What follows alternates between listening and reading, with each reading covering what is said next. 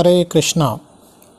आज के हमारे इस वास्तु के सेशन में मैं करबसैया स्वामी आप सभी का स्वागत करता हूं। आज हम वास्तु बनाने के लिए जो काम शुरू करने वाले हैं वो कौन से नक्षत्र में कौन से दिन शुरू करना है इसके बारे में जानकारी लेने वाले हैं।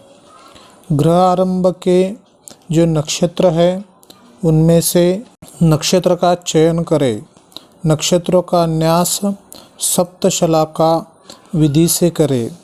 चंद्रमा तथा वास्तु का नक्षत्र अग्र तथा पृष्ठ भाग में श्रेष्ठ नहीं होता है। लग्न तथा नक्षत्र दोनों से विचारा गया चंद्रमा शीघ्र फल देता है।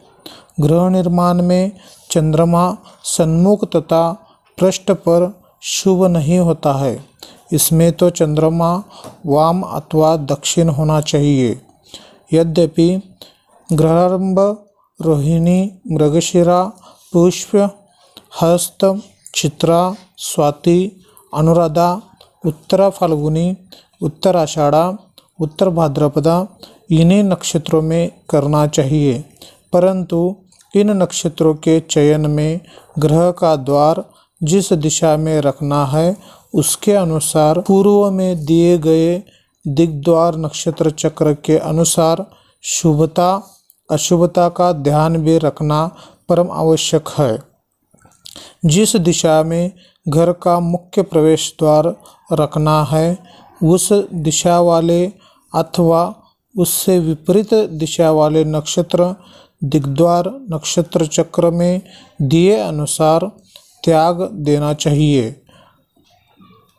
मान लीजिए किसी को अपने घर का द्वार पूर्व दिशा में बनाना है तो उसे ग्रह आरंभ के नक्षत्रों में रोहिणी, मृगशिरा तथा पुनर्वसु को पूर्व दिशा के नक्षत्र अग्र नक्षत्र या सन्मुख नक्षत्र होने से तथा उत्तर आषाढ़ा एवं अनुराधा नक्षत्रों को पृष्ठवर्ती पश्चिम दिशा के नक्षत्र होने से त्यागना चाहिए।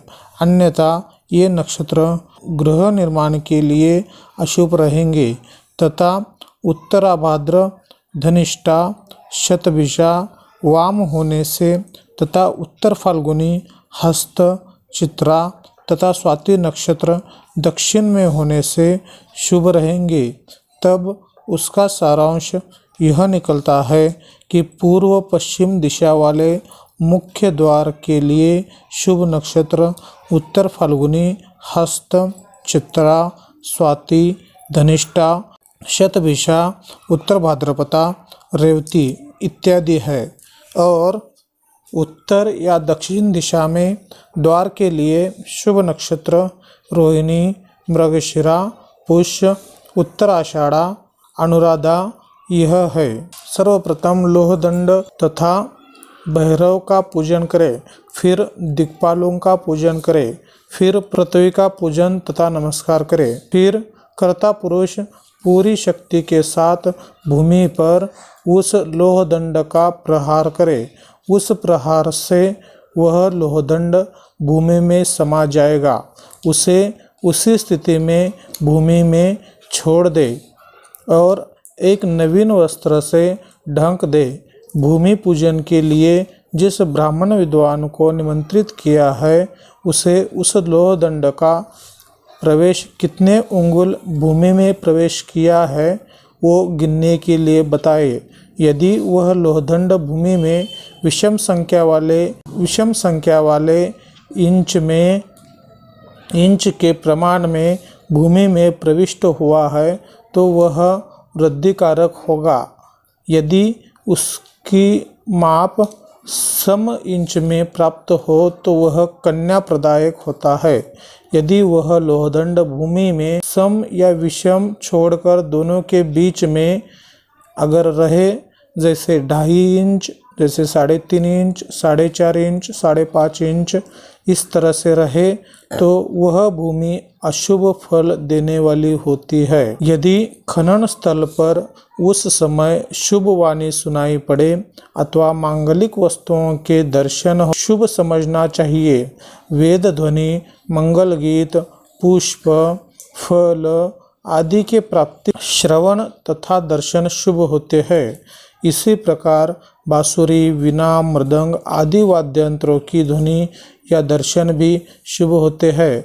उस समय में दही, दुर्वा, कुशा, अक्षदा, कुमकुम आदि मांगलिक पदार्थों के दर्शन हो जाना, स्वर्ण, रजत, ताम्र, शंख, मोती, प्रवाल, मणि, रत्नोपटल, स्फटिक, सुंदर मृत्तिका, पन्ना, पुष्प आदि दिखाई पड़े अथवा खुदाई में कोई सुंदर वस्तु निकलने लगे, उस भूमि को वास्तु के लिए सुखदायक जानना चाहिए। किंतु यदि उस स्थान पर कांटे, खजूर, दद्रु, छोटी जाति के खजूर, बिच्छू, अश्मक, चिलबटरा, वज्र, भूमि के दरार, लोहे का हथौड़ा, बाल, अंगार, कोयला, भस्म, चर्म, अस्थि, लवण, रुधिर, मज्जा तथा कीचड़ आदि के दर्शन हो तो वह भूमि अशुभ फल देने वाली समझना चाहिए। घर बनाने के लिए नींव खोदते समय यदि पत्थर, ईंट मिले तो शुभ फल होता है, परंतु चींटी एवं दीमक आदि के मिलने पर अशुभ फल होता है। हड्डी, भूसा, राख, जली हुई लकड़ी आदि का मिलना अशुभ फल होता है। अतः गृह निर्माण के पूर्व ही इन सब बातों का विचार कर लेना बहुत ही आवश्यक है। इसी तरह से आज का हमारा सेशन यहीं पे समाप्त करते हैं। हरे कृष्णा।